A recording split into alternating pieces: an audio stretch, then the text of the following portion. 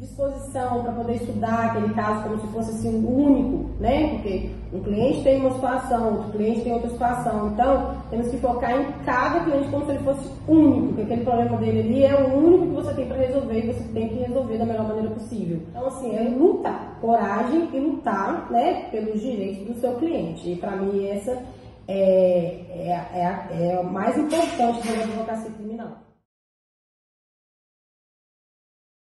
Olá pessoal, hoje estamos aqui com a advogada criminalista Tatiane Barbosa, que é pós-graduada em Execução Penal e Tribunal do Júri e vice-presidente da Comissão de Processo Penal de Venda Nova, da OAB de Venda Nova. Primeira pergunta, o que te motivou a escolher o direito penal e seguir com a carreira de advogada criminalista? O que acontece? Quando eu pensei em fazer a faculdade de Direito, eu sempre acreditei, né, no contraditório, na ampla defesa. Eu sempre acreditei que, né, toda história tem os dois lados e que todo mundo deve, né, ser ouvido, todo mundo tem o direito à sua defesa. E desde o primeiro período da faculdade, ao pisar na faculdade, eu já gostava do direito penal e sempre quis escolher essa área mesmo. Quais são os maiores desafios que você encontra no dia a dia atuando na defesa criminal? Os maiores desafios que nós, advogados criminalistas, enfrentamos às vezes ser confundidos, né? Porque estamos ali para fazer o nosso trabalho, né? Fazer uma boa defesa, para que o cidadão, né, tenha voz, onde ele, né, enfrenta dificuldades. E o nosso maior desafio hoje, né, no meu pensar, é o tratamento que tem a polícia militar com os advogados criminalistas. Eles acabam nos tratando como se nós fôssemos, né, da criminalidade, acaba aí criminalizando a advocacia criminal. Esse, no meu ponto de vista, é a maior dificuldade que eu enfrento. E como você lida com casos que envolvem crimes graves e que geram grande comoção social?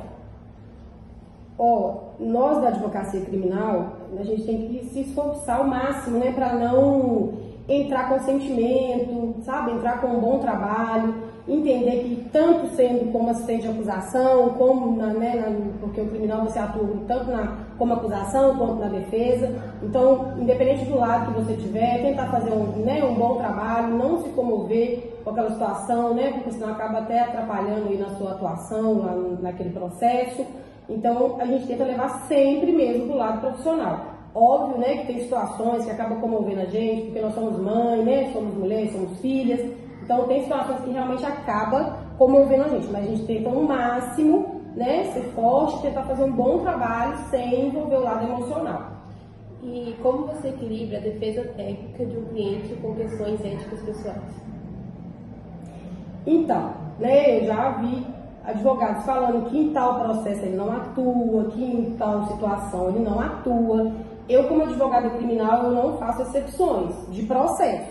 O cliente chegou no meu escritório, independente do que aconteceu, ele está me contratando para resolver aquele problema, né? Então, é claro que nós temos éticas em relação ao nosso dia a dia, nossas crenças, nossa fé, é óbvio.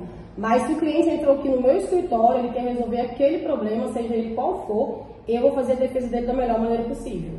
Mesmo que eu não concorde com aquilo que ele fez, porque nós, advogados criminais, é óbvio que a maioria das vezes a gente não concorda com o que o cliente faz, mas se ele nos procurou para resolver, então eu vou tentar resolver da melhor maneira possível. Na sua visão, o sistema penal brasileiro é justo? E se você pudesse mudar alguma coisa, o que você mudaria? Então, na minha opinião, eu acho que há muitas falhas. Eu não acho que ele é totalmente justo, né? Claro que a gente se depara aí com muita sentença justa, enfim. Mas eu acho que há muitas falhas e poderia melhorar. Primeiro, em relação à investigação, né? Eu acho que deveria ser investigado um pouco melhor, até da parte do inquérito, né? Da Polícia Civil. Eu acho que deveria investigar um pouco melhor. Eu acho que quem dá a decisão, que no caso é o magistrado, ele deveria, né, analisar melhor, porque tem sentença que assim, a gente não acredita que está lendo aquela sentença.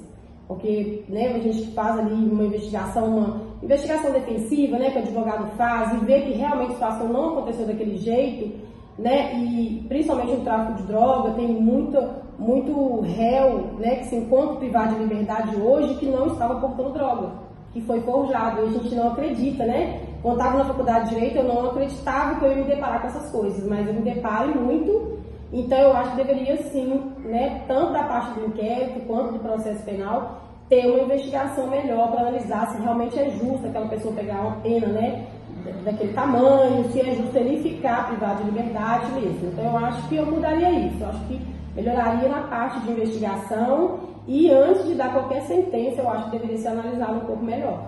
E como é a sua rotina de trabalho entre audiências, atendimentos e estudos de caso? O que acontece? No direito criminal é um pouco difícil a gente ter uma rotina organizada, né? Por exemplo, sexta-feira eu já estava assim, bem atarefada com umas coisas e aí apareceu uma audiência de custódia para me fazer 2 horas antes, né? Que a mãe do acusado me procurou. E às vezes você está o dia inteiro atarefada e quando chega em casa você toma um banho, acha que vai dormir e aparece o flagrante, né? Então, assim, é uma rotina meio desorganizada. Mas a gente tenta fazer o máximo. Tem um prazo ali para cumprir, né, de alguma alegação final, algum pedido para fazer para o réu. Aí eu tenho um prazo para cumprir, eu tento sempre fazer antes do prazo. Porque, vamos supor, se eu deixo, o prazo vence dia 29, eu deixo para protocolar dia 29, pode ser que ali naquele momento eu tenha que sair e fazer um atendimento. Seja um atendimento de um familiar, né, de alguém que foi preso ou recebeu uma intimação de última hora, que é vir para o escritório naquele momento conversar porque está preocupado. Porque qualquer processo gera um pouco de estresse, né, de preocupação, não só no direito criminal. Então eu tento fazer sempre com antecedência, aquelas coisas, né, que eu sei que eu posso protocolar com antecedência, para deixar o tempo livre, as audiências de última hora, como de custódia, né, que sempre ocorre normalmente de última hora mesmo, não a audiência agendada, igual a audiência de instrução e julgamento. Então, o que puder fazer antes, faça. Porque naquele momento que o cliente te ligar e precisar de você, naquele momento você tem que ir. Ou se você não puder ir, você indica um outro profissional, né? Mas tem que atender ele naquela demanda.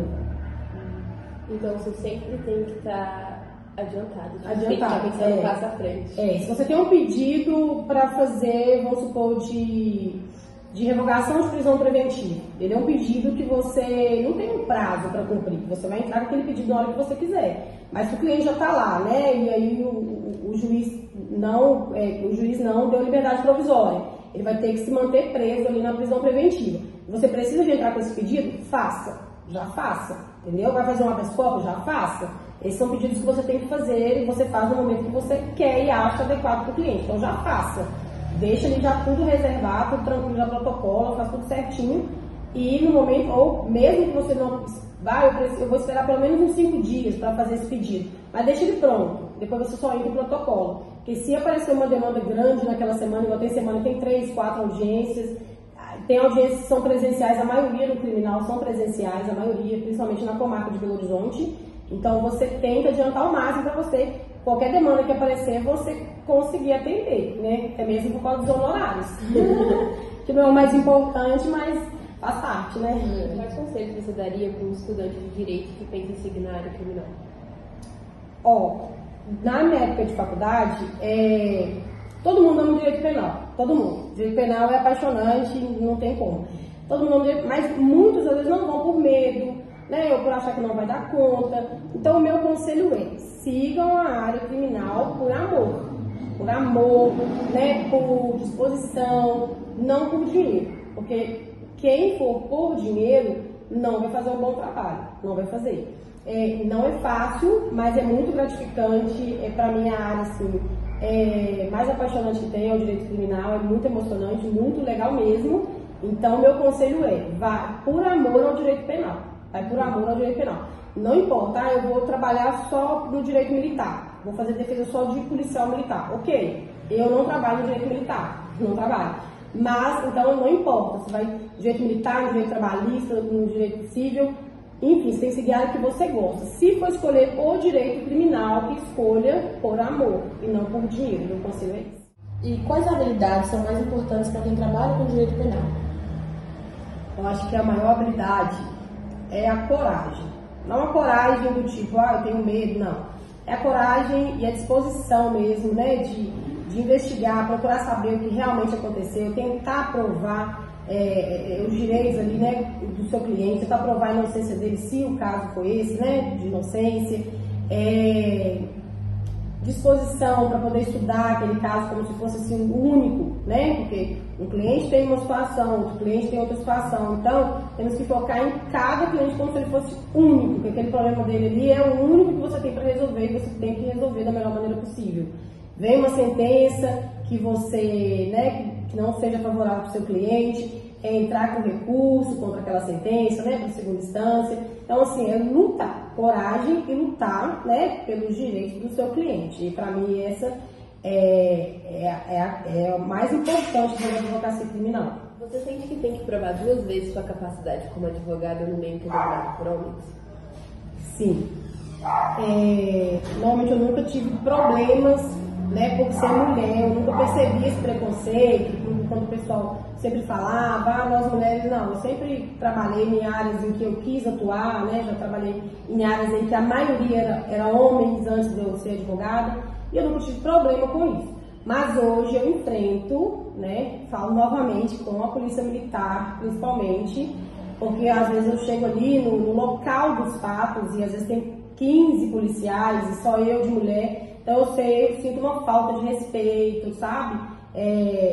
Né, de um tratamento diferente, de achar que eles estão ali trabalhando e eu não estou trabalhando, sabe? Então eu percebo. Inclusive eu já tive problemas, né, com a polícia militar e tive que ir até a delegacia da Polícia Civil e as palavras da escrivã foi isso: podemos lutar dia e noite, que nós sempre vamos passar por isso. Porque se você não fosse mulher, você não teria passado por isso. Então, assim, na advocacia criminal, hoje eu enfrento um pouco isso, mas eu nunca tive problema, até porque eu já vou fazer 40 anos, eu nunca tive problema, eu trabalhei em várias profissões, eu nunca tive esse tipo de problema, né, de estar naquela profissão porque eu quero, por ser mulher, eu sofrer preconceito, eu nunca tive.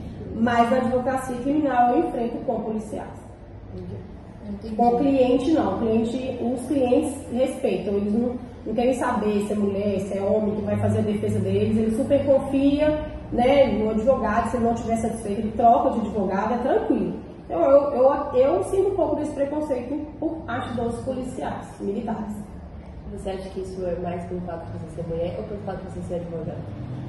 Os dois, porque eu acho que talvez, não sei, mas eu acredito que às vezes um advogado, né, homem, talvez tenha um curso mais firme em relação a conversar de homem para homem, né, mas eu sei que os homens também passam um pouco de situação dessa forma, do desrespeito, né, da polícia militar para com os advogados. Mas eu acho que por ser mulher a gente é um sexo mais frágil, né, então eu acredito que seja um pouco pior. Entendi. Tá bom, então é isso. Agradecemos o seu tempo prestado a nós. Muito obrigada. Eu que agradeço a vocês, muito obrigada.